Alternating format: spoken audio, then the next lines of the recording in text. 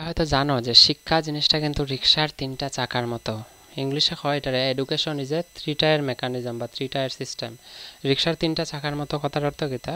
রিক্সা যেরকম তিনটা চাকা থাকে, আগের চাকা একটা থাকবো, আগের চাকাটারে ছাত্র বলা হয় মানে স্টুডেন্ট, ঠিক আছে, ছাত্রছাত্রী।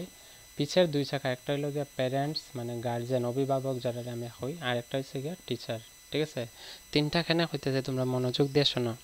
তোমরা যদি একটা রিক্সাই ভালো, রিক্সার আগের চাকাটা একজন ছাত্র, তো একটা রিক্সা যদি আগের চাকা সঠিক পথে যাইতে লাগে, মানে একটা ছাত্র যদি ভবিষ্যতে সঠিক জায়গায় গিয়ে পৌঁছতে লাগে, তাইলে পিছনের দুই চাকা কিন্তু এক লগে চলতে লাগবে।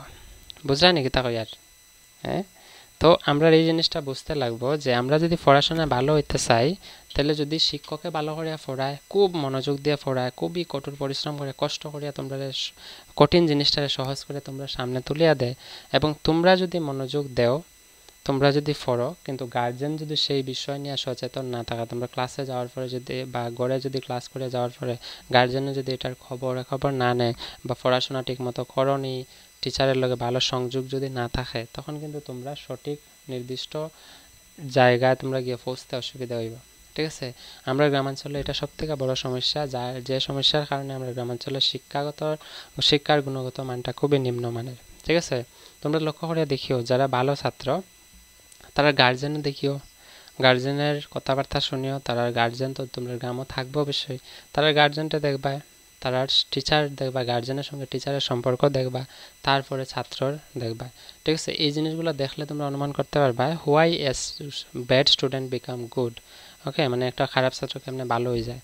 This is the main reason, ঠিক আছে। এটা একমাত্র কারণ যে আমরা অভিভাবক মানে ছাত্রছাত্রীর তোমরা মা বাবা যদি একজন টিচারের সঙ্গে যদি ভালো যোগাযোগ রাখে, ভালো কমিউনিকেশন রাখে, হ্যাঁ, যে ঠিকমতো পড়েননি, ঠিকমতো জাননি, হোমওয়ার্ক দেননি, বা ক্লাসও গিয়ে কোন জিনিসটা অসুবিধা হয়, হ্যাঁ, বা হ্যাঁ তার উইক পয়েন্ট কিতা মানে দুর্বলতা কিতা, হ্যাঁ কোন জিনিসটা ভালো করলে ভালো হইব, সেটা টিচারে যদি কয় অভিভাবকরে, তখন অভিভাবকে বুঝতে পারবো।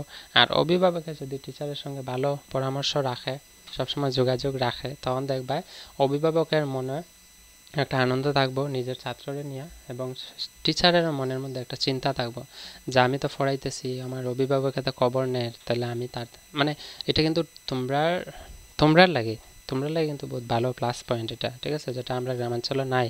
তো সবসময় এডুকেশন কিন্তু থ্রি টায়ার মেকানিজম। যদি রিক্সার চাকার মতো তিনটা চাকা, এর পিছনের চাকা যদি দুইটা যদি একলগে না চলে, মানে টিচার আর অভিভাবক যদি একসঙ্গে কাজ না করে, আমরা কিন্তু ছাত্রছাত্রীরা সঠিক রাস্তায় যাইতে পারতাম না।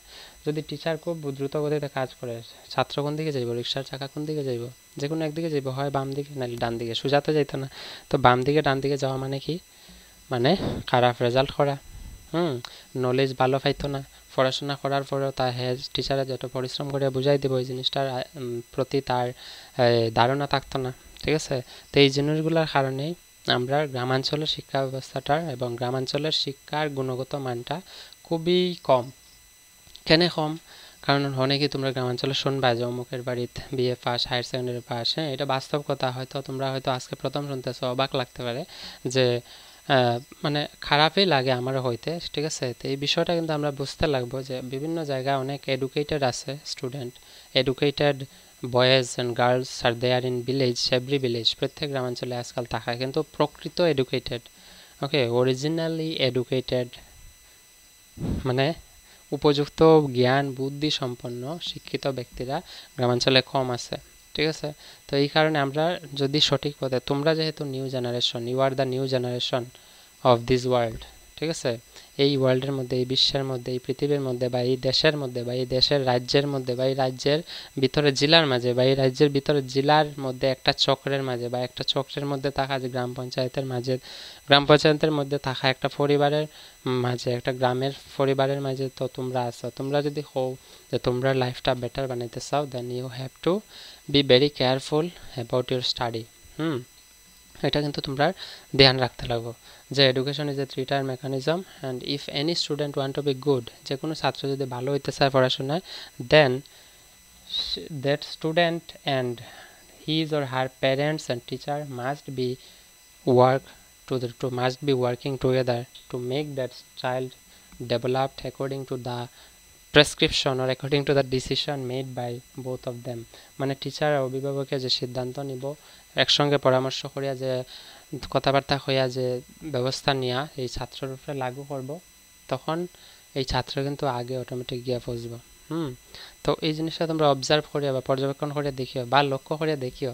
তোমরা আশপাশে যারা একটু ভালো ছাত্র তারা দেখবা গার্জেনও সচেতন, তারা গার্জেনের যে টিচারের লোকে ভালো সম্পর্কও রাখবো, ঠিক আছে। হয়তো অনেকে কইতে পারে সব সম্পর্ক রাখতো কীভাবে, পড়াশোনা জানে না। মা বাবা হচ্ছে পৃথিবীর মধ্যে সবথেকে শিক্ষিত ব্যক্তি আমার মতে। হ্যাঁ, অনেকের মা বাবা আছে হইতে পারে যে পড়াশোনা নাই, শিক্ষিত কেমনে। মা বাবা আমরা যে জ্ঞানটা লইতেছি কিতা জ্ঞান, এটা হলো একটা পুঁথিগত জ্ঞান, ঠিক না।